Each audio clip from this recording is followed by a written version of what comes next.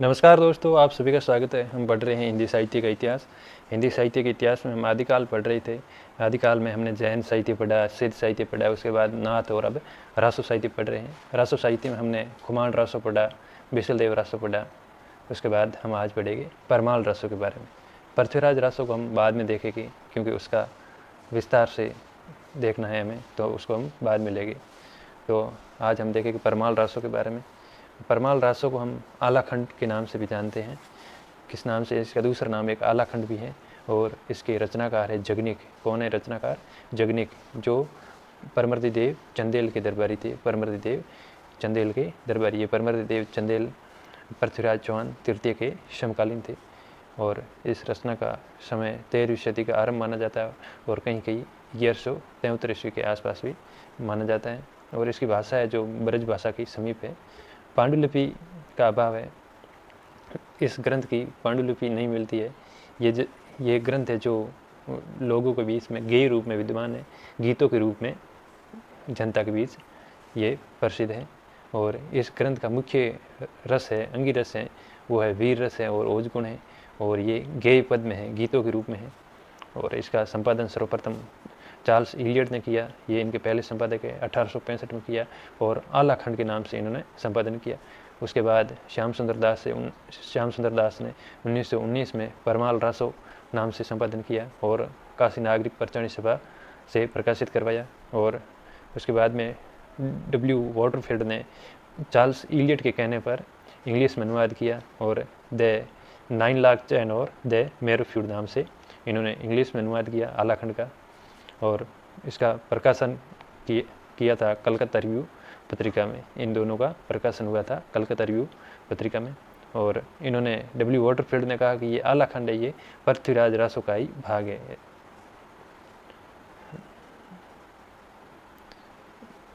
इसके बाद हम आगे देखेंगे कुछ अन्य महत्वपूर्ण तथ्य। मौखिक परंपरा पर आधारित होने के कारण इसे जन समूह की निधि कहा जाता है, क्योंकि ये रचना लोगों के कंठ में निवास करती है। ऐसा माना जाता है कि ये रचना है जो लिपिबद्ध न होकर पांडुलिपि के रूप में नहीं मिलती और लोगों के अंदर गीतों के रूप में प्रचलित है। इसलिए इसको मौखिक परंपरा पर आधारित होने के कारण जन समूह की निधि कहा जाता है। और जो आला का गायन है वो सर्वाधिक वर्षा ऋतु में होता है। कब होता है? वर्षा ऋतु में होता है। और ये आला का गायन सर्वाधिक उत्तर प्रदेश के बेसवाड़ा, बुंदेलखंड और पूर्वांचल प्रदेश में होता है। आला गाने वाले क्या कहलाते हैं? अल्हैत कहलाते हैं। क्या कहलाते हैं? अल्हैत। और आला एक मात्रिक छंद भी है जो 31 मात्रा का है। और जो जयशंकर प्रसाद की रचना है प्रसिद्ध कामायनी, उसमें भी आला छंद का प्रयोग हुआ है। और आल्हा और उदल परमदेव देव चंदेल के सेनापति थे। पृथ्वीराज चौहान तृतीय के विरुद्ध युद्ध में जो वीरगति हुए थे। हजारी प्रसाद द्विवेदी के अनुसार ये रचना अर्ध प्रामाणिक है और ये परवर्ती रचना, यानी कि ये बाद की रचना है, बहुत बाद में लिखी गई या गीतों के रूप में पिरोई गई। और मूलतः यह युद्ध काव्य है, जिसे अंग्रेजी में या फिर विदेशों में इसे जो युद्ध काव्य होता है उसे बैलेड कहते हैं। इसकी प्रसिद्ध पंक्ति हैं: 12 बरस लो कुकर जीवे, अरु 13 लो जिये सियार, बरस 18 क्षत्रिय जीवे, आगे जीवन को धिक्कार। ये इसकी प्रसिद्ध पंक्ति है। और उसके बाद में है हमीर रासो। तो हमीर रासो के रचनाकार हैं सारंगधर या सारंगधर। और इनका समय 1357 ईस्वी माना जाता है कहीं कहीं पर, और कहीं कहीं पर 13वीं सदी का आरंभ भी लिखा मिलता है। इसके नायक थे राजा हमीर चौहान थे, जो रणथंभौर के शासक थे। और ये रचना वीर रस से परिपूर्ण है। और इसकी भाषा शुक्ल ने बताया कि हमीर रासो से अपभ्रंश रचनाओं की परंपरा समाप्त समझनी चाहिए। ये किसने बोला? आचार्य रामचंद्र शुक्ल ने कहा। तो ये इस हमीर रासो की भाषा अपभ्रंश का अंतिम रूप है, कह सकते हैं। और इस ग्रंथ की खोज शुक्ल जी ने एक प्राकृत पेंगलम ग्रंथ है, उसके अंदर जो 8 छंद मिले हैं, उस छंद के आधार पर इन्होंने पता लगाया कि ये 8 छंद है जो सारंगधर द्वारा रचित हैं और हमीर रासो से हैं। तो इस ग्रंथ की खोज प्राकृत पेंगलम में 8 छंदों के आधार पर हुई। और डॉक्टर बच्चन सिंह कहते हैं कि अगर ये 8 छंद सारंगधर के हैं तो सारंगधर को कुंडलिया छंद का प्रवर्तक मानना चाहिए। ये कौन कहते हैं? डॉक्टर बच्चन सिंह। और सारंगधर पद्दी, जो सारंगधर की एक और रचना मिलती है, उसका नाम है सारंगधर पद्दी। और आगे हम देखेंगे हमीर पर लिखे अन्य ग्रंथ।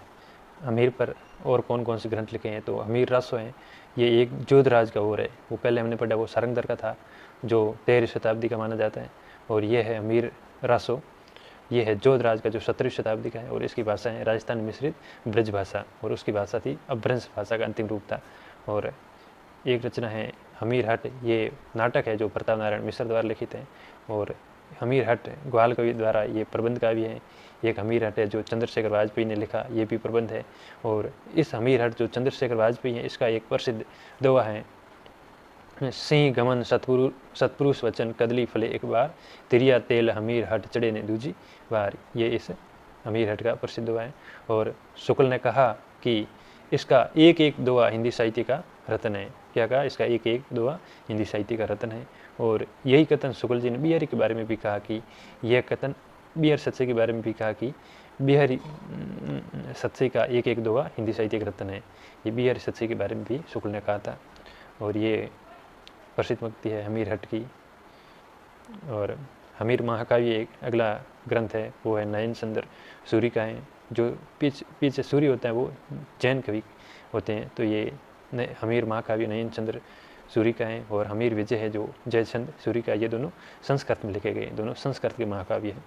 और ओझा ने कहा है कि हमीर महाकाव्य के आधार पर हमीर रासों को अप्रामाणिक बताया। ओझा ने क्या कहा?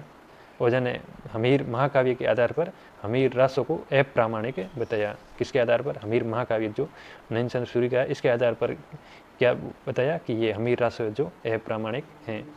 और हजारी प्रसाद अमीर शब्द की उत्पत्ति अमीर शब्द से मानते। किससे मानते हैं? अमीर शब्द से। क्या अमीर शब्द की उत्पत्ति अमीर से हुई।